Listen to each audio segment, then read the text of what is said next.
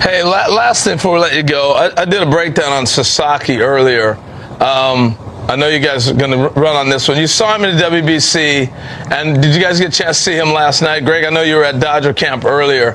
I was blown away at his stuff. He was awesome. So I'm curious your thoughts, Greg, and I'm curious your D-Row.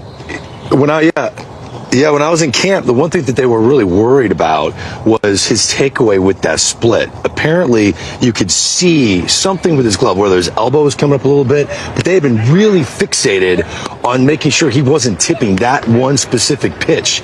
And I did watch what you watched last night, and that split looked as filthy as advertised.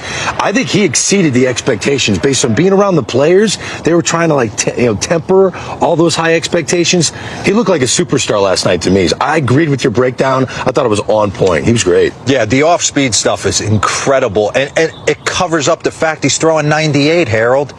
It's like you fall asleep, you don't want to get embarrassed by the split or the breaking ball, and then boom, the four-seam heater's right by you. So, I mean, you don't think the Dodgers are going back? You know what, though? Harold made a great point. No, I know. I got the Philadelphia Phillies. The Philadelphia Phillies can see the window closing. Human incentive matters. You got to go. Okay. And I think the Philadelphia Phillies are going to squeak in when it comes to the World Series. But I love what you said.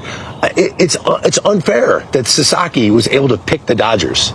Like, that talent should be up for some sort of a draft that the teams that need an ace could get Sasaki. I agree with that, Harold. Thank you, Greg. This morning, Harold. You know, one thing, Freddie Freeman's still in a movie. He's just raking. He had 2 homers the other day. It's a double. Look at you, this segue. The Hollywood story of Freddie Freeman continues. Yes. The double to right. Then at the top of the third, it was Yoshinobu Yamamoto on the mound facing Matt McClain. Yamamoto gets him swinging. And the next batter is Ellie De La Cruz swinging. Tilt on that one. 4 innings, 4 hits, a couple earned runs, and 3 Ks. He'll be better this year. You think so? Yeah, he's adjusted to the culture a little bit. Mookie, let's get one for the spring. Oh, okay. Mookie's first homer of the spring. Going to be all enjoying the position as shortstop. I actually watched this game. I usually don't watch a lot of spring games, but I wanted to see this guy. Oh, and he lived up to it. Highly anticipated debut of Roki Sasaki. Friedel up at 2 on, got him looking. That's his first K, and then McClain. Back-to-back strikeouts for the 23-year-old coming over from Japan. Top of the 6th. Sasaki facing De La Cruz. How good a matchup is that? That's a nice matchup, but that's what Ellie did not do last year. You see him stay on that ball? He's having a fantastic spring training. Oh, my God. He's been unbelievable. Sasaki now. Carlos Jorge got him 3 innings, 2 hits, 1 walk, 5 Ks. Here's Sasaki on how he felt. It was a mixture of excitement and nervousness, but once I was on the mound, I felt like I was able to focus and able to pitch. And how important was it to see how your stuff plays against big league hitters? A couple of things I noticed with big league hitters, they do hit mistakes and they do take some splits that I threw, but I did feel really good about being able to jam some hitters, and as long as I throw quality pitches, I should be able to get these guys out.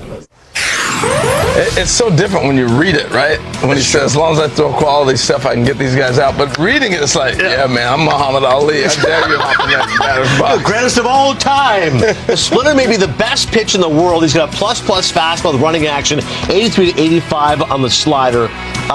In his fastball velo averaged 97 last year, down from 99 in 2023, but capable of hitting triple digits. It feel like watching this guy, I know because they have so much talent, he's like a number 3 or number 4. At some point, he feels it could be the ace of the set. Well, I said the other day, I hope he doesn't throw 99, 97. It's too soon. And then I had to think about it. He's really got one more start. Then the season opens for them. So the Dodgers started a lot earlier than everybody else. And last night was not a disappointment. He was incredible. Let's look at some of the video because he was just a combination. Last time we saw him was the WBC, and I was blown away then. The biggest thing that stood out was his height. He's 6'4". He's got great leverage. So I could not wait to see him throw last night, and so I tuned in to watch him. And here's what you saw last night. 99 on the first pitch. You think he's going to hit 100 this year? Yeah.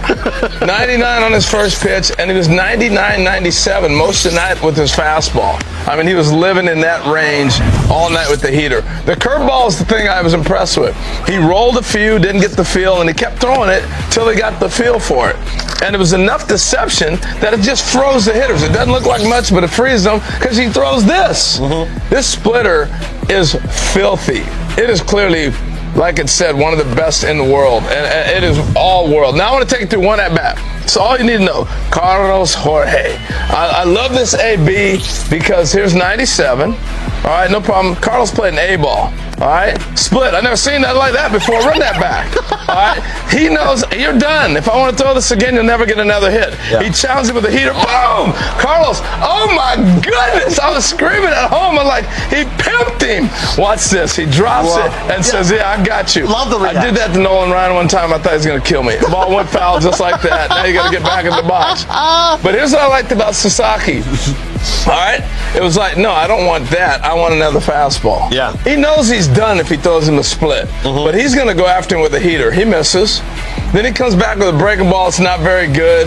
All right, he misses that, and then he says, "All right, I'm done playing with you. My night's over. See you later, son." It was fun, but I love the fact that he threw the fastball, he hit a foul ball homer, and he said, "No, I don't want anything, but I'm coming right back at you with that heater." Yeah. Really, really impressive. Great night by this young man. He reminded me of a combination of Yamamoto and Ohtani and a little bit of Darvish. He stole something from everybody. You could see it in facets of his game. Really impressive. Embarrassment of riches when you look at this Dodgers rotation. The projected stars are Snell, Yamamoto, Glasnow, Sasaki. Gonsolin in May maybe is a fifth. Ohtani comes back at some point. Kershaw comes back late May, early June. My only concern would have been age. Sometimes Japanese pitchers don't throw as much as we know. He's never thrown more than 129 innings in a season due to injuries, but they have so many guys. They can tell, listen, just throw 115 innings. We're good. That's exactly it. And they're going to set this thing up for the postseason. Right. You know, we'll get through the regular season and everybody, they're going to win 120 games. I don't think they care about that. Correct. It's get in and they set everything else up. You know, it's just really impressive. I remember being with the Padres in spring training when you were saying with Tony Gwynn. Yeah. And Tony's like, "Hey, man, we face Glavine, Smoltz, Maddox out the gate. If I can get a couple hits, I'm good." And I'm looking at that Dodger thing. You might be 0 for like 9 or 10 or 20, 15 Right. in the first week facing the Dodgers. And normally you'd say, well, maybe I'll get a hit off their bullpen. No, the bullpen's unbelievable. Now they've added all these guys. Yeah, that's tough. But it was an impressive night. Mookie homered. Freddie's doing his thing. But this guy was the talk of the town. And I still go back to what I said. It's a shame that he got to pick where he wanted to go. Because he fell under different rules, right? Yeah. When you're $3 or $4 million, everybody's in on this guy. Yeah. And if it was 100, 700 million, I get it. But when it's 3 or 4 million, he shouldn't be able to go, "Fine, I'll go to the world champs." So I think we have to figure out some kind of system that makes it fair. Yeah. Because every team should have an opportunity to have drafted this guy or lottery in this guy instead of, "Hey, I'm going to come tell you how great Cleveland is or Seattle is or whatever," knowing he's going, "I'm going to L.A." Yeah. So, but it was an impressive night. Trivia question, we'll always say the first pitch he ever threw, 99.2 miles per hour. Right out of the gate, he was firing. And as you said, it's coming faster than you think. March 27th is true opening day, but for these guys, they'll be pitching in the Tokyo Series. Major League Baseball will be kicking off, and it's expected he's going to start Game 2. Yamamoto's going to have the Tokyo Series opener on March 18th, so we'll see Roki Sasaki facing Major League hitters as it counts. Just about a week and a half. I was more impressed with Sasaki than I was Yamamoto last year at this time. It's interesting. When Yamamoto came over, it's a big hype. $325 million. Yeah. But you're like, okay, it looks pretty good. Versus Sasaki, you're like, watch out, this could be ridiculous. Meantime, speaking of Japanese pitchers, Padres and Cubs, Shota Imanaga struck out 3 in the first inning. This guy's personality, off the charts. Great guy. Off the charts. And his stuff was good, too. Threw the ball well. Nickname of Mike, by the way. Not sure where you get it from. Yeah, that's a funny story there.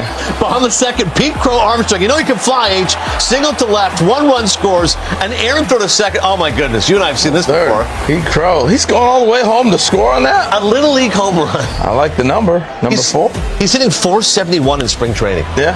Bottom of the third, Kyle Tucker, sac fly. There you go.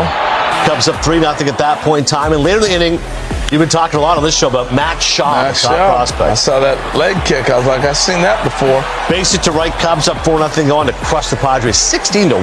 Wow. So certainly they took care of business here. That team, SS is split squad. Correct. So they split their squad. They probably played a bunch of Padre minor leaguers. Right, so it's a little less indicative rather than the team just getting steamrolled. This Cubs team overall, 83 wins a season ago after they signed Craig Counsell.